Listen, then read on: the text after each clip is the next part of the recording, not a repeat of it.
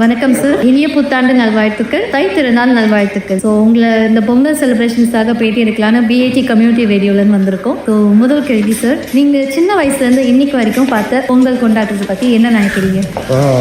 கிராமத்தில் பிறந்து வளர்ந்து அங்கே பொங்கல் வந்து ரொம்ப முக்கியமான ஒரு விழா. அது அங்கே வந்து எங்கள் வீட்டில் பெரிய பானை வைப்பாங்க. அதில் பொங்கல் பண்ணி ஊர் பூரா கொடுப்பாங்க. ஒரு 2-3 நாள் ஆகும். எல்லாம் அவ்வளோ கொடுத்து பிடிக்கும், அவ்வளோ செய்வாங்க. அது கொஞ்சம் வித்தியாசமாக இருக்கும்.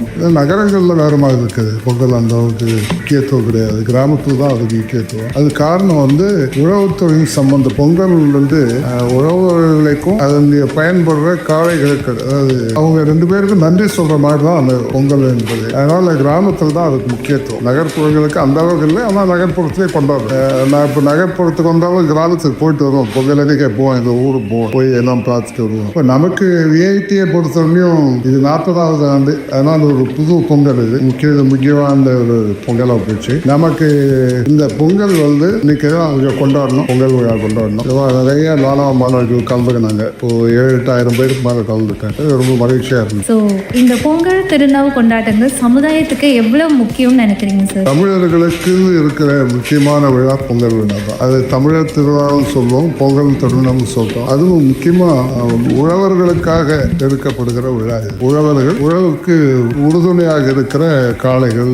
உழுதுண்டு வாழ்வாரே வாழ்வார், மற்றெல்லாம் தொழுதுண்டு பின் செல்பவர் திருவள்ளுவர் சொல்லி. அதனால அவங்களுக்கு ஒரு முக்கியத்துவம் கொடுக்கணும். மற்ற தொழிலில் உள்ளவங்க அதுக்கு வந்து தங்களுடைய ஆதரவாக, ஏன்னா படிக்காதவங்க தான் உழவு தொழில் செய்வாங்கன்ற மாதிரி எண்ணம் இருக்கு. அதை மாத்திரம் என்னுடைய எண்ணம். படிச்சவங்க வேலை இல்லாத நேரம், ஓய்வு நேரம், அதாவது விடுமுறை நாட்கள்ல இவங்களும் விவசாயம் பண்ணணும். அப்போ விவசாயத்துக்கு நல்லது, அதுக்கு ஒரு மரியாதையும் வரும். அது பண்ணணும். இன்னொன்று, விவசாயிகள் என்ன வந்து அவங்க பொருள் விற்பனையை அவங்க முடிவு பண்றது இல்லை, என்ன விலைக்கு, அது வேற யாரும் முடிவு பண்றாங்க. அந்த நிலைமை மாறி அவங்க பொருளுக்கு விலை பண்ற மாதிரி பண்ண வந்தா ரொம்ப நல்லது. ஏன்னா இந்தியாவில் தற்கொலை பண்ணிக்கிறவங்க விவசாயிகள் தான், வேற எந்த தொழிலாளர்களும் பண்ணிக்கிறது இல்லை. கடன் வாங்கி கடனை திருப்பி கொடுக்க முடியலன்னா தற்கொலை பண்ணிக்கிறான். பெரிய தொழிலதிபர்கள்லாம் வெளிநாட்டுக்கு போயிடுறாங்க, அல்லது கோர்ட்டில் போய் ஒரு கேஸ் போட்டு நடத்துவாங்க. அது மாதிரி விவசாயிகள் தான் அதிகம் தற்கொலை பண்ணிக்கிறாங்க. அதை அடியோட நிறுத்தத்துக்கு அரசுகள் முயற்சி பண்ணணும். மாநில அரசும் மத்திய அரசும் சேர்ந்து அது மாதிரி நடக்கக்கூடாது. விவசாயத்துக்கு நாம இன்னும் கொஞ்சம் ஆதரவா இருக்கும். ரொம்ப அருமையான மெசேஜ் சொன்னீங்க.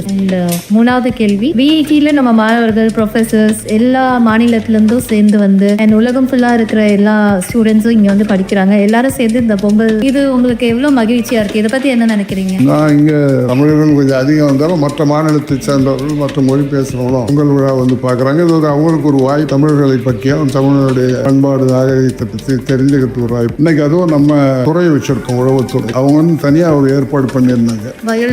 ஆமா, அது வந்து கிராமங்கள் எப்படி இருக்கும், என்னென்ன இது வளர்க்குறாங்க, இதெல்லாம் வச்சிருந்தாங்க. ரொம்ப அருமையா இருந்தது. இதெல்லாம் பார்க்கும்போது மாணவர்களுக்கு கிராமத்துல இருந்தா என்ன இருக்குமோ அதை அப்படியே அவங்களால உணர முடியும். அது ரொம்ப மகிழ்ச்சியா இருந்து. ஏன்னா நம்ம மாணவர்களுக்கு வேற வாய்ப்பு இல்லை, இங்கிருந்து போய் கிராமத்துல யாரும் தங்கறது இல்லை, கொஞ்சம் பேரை தவிர. அவங்க எல்லாம் வந்து மற்ற மாநிலத்தை சேர்ந்தவர்களும் தமிழனுடைய அடையாளத்தை கண்டுபிடிப்பதற்கும் பண்பாட்டை அறிவதற்கும் ஒரு அரிய வாய்ப்பா இருந்தது. அதனால இன்னைக்கு கொண்டாடின பொங்கல் விழா ரொம்ப மகிழ்ச்சியான விழா. தமிழர்கள் நல்லவர்களாகவும் இருக்க வேண்டும், வல்லவர்களாகவும் இருக்கு. நல்லவர்களாக இருப்பதற்கு திருக்குறள் ஒன்றே போதும். திருக்குறளை படிச்சு அதன் வழி நடந்தால் ஒரு ஆள் நல்லவனாக இருக்கு. வல்லவர்களாக இருப்பதற்கு நமக்கு அடிப்படை கல்வி, குறிப்பாக உயர்கல்வி, அதை நம்முடைய தமிழர்கள் எல்லோருக்கும் கிடைக்குமாறு செய்ய வேண்டும். அதற்கு பிறகு கடுமையான உழைப்பு வேண்டும். இது ரெண்டும் தான் பெரிய அளவில் தமிழர்கள் வளமாயிட முடியும், வல்லவனாக முடியும். இது ரெண்டும் தமிழர்களுக்கு கிடைக்கணும். அதுக்கு விஐடி முன்மாதிரியா இருக்கணும்ன்றது என்னுடைய வாழ்த்துக்கள். நம்முடைய மாணவர்கள் இப்போ 84 நாடுகளில் இருக்காங்க. இன்னும் உலகத்தையே நாம் பிடிக்கணும்னு நினைக்கிறேன். அது வந்து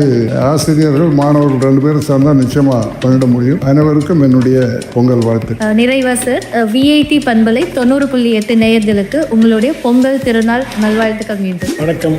அனைவருக்கும் போகி நல்வாழ்த்துக்கள், பொங்கல் நல்வாழ்த்துக்கள், ஒவ்வொரு திருநாள் வாழ்த்துக்கள், காணும் பொங்கல் நல்வாழ்த்துக்கள். Hi, good morning. This is Satya. I'd like to wish all the people of India a very happy harvest festival. இனிய பொங்கல் நல்வாழ்த்துக்கள், மக்கர சங்கராந்தி சுபாகாங்ஷலு, happy Lohri.